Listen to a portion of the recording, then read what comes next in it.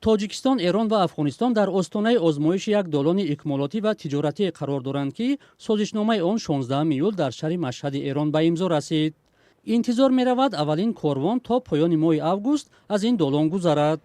таъсиси ин масир дар ҳоле иттифоқ меафтад, ки Иёлоти Муттаҳида роҳҳои содиротии Эронро маҳдуд кардааст ва эҳтимоли даргириҳои нав бар сари тангаи Ҳурмуз дар ҳоли афзоиш аст.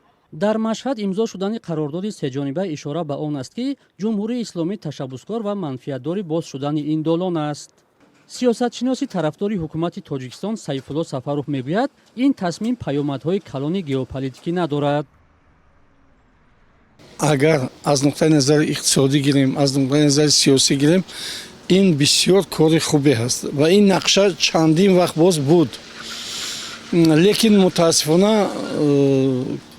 рақобати кишварҳо бисёр сахт аст дар ин ҷо. Қирғизистон ва Ӯзбекистон, Туркманистон тавонистанд, ки ба воситаи Осиёи марказӣ як роҳе аз Чин ба тарафи Эрон кушоянд ва бо ҳамин ин роҳа пеши кушоданаша бастанд. Лекин дар оянда ин бисёр муҳим аст, ки ҳамин роҳ бошад. Лекин ин аз аҳамияти бисёр ҷиддии геополитикӣ надорад, чунки Эрон як давлати бисёр калон аст ва аз ин долон хеле кам истифода мебарад. Ин фақат барои Афғонистон ва барои Тоҷикистон каме кӯмак мекунад. ба гуфтаи ин коршинос, иҷрои ин тар беш аз ҳама ба ҷониби Афғонистон бастагӣ дорад. иқтисоддон Ҳоҷӣ Муҳаммад Умаров мегӯяд, дар ҳоли боз шуданаш долони нав ба содироти маҳсулоти нафтӣ аз Эрон ба Тоҷикистон мусоидат хоҳад кард. ҳоло беш аз 90% ин маҳсулот аз Русия оварда мешавад, аммо бар асари зарбаҳои Украина коркарди нафт дар Русия ба поинтарин ҳад уфтода, ба дараҷаи соли 2005 баробар шудааст.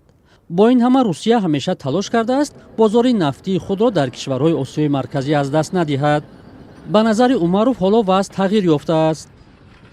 ҳодисаи барански шудагузашт нишон доданд, ки вазъи бо маводи нефтӣ таъмин намудани Россия бисёр мураккаб аст ва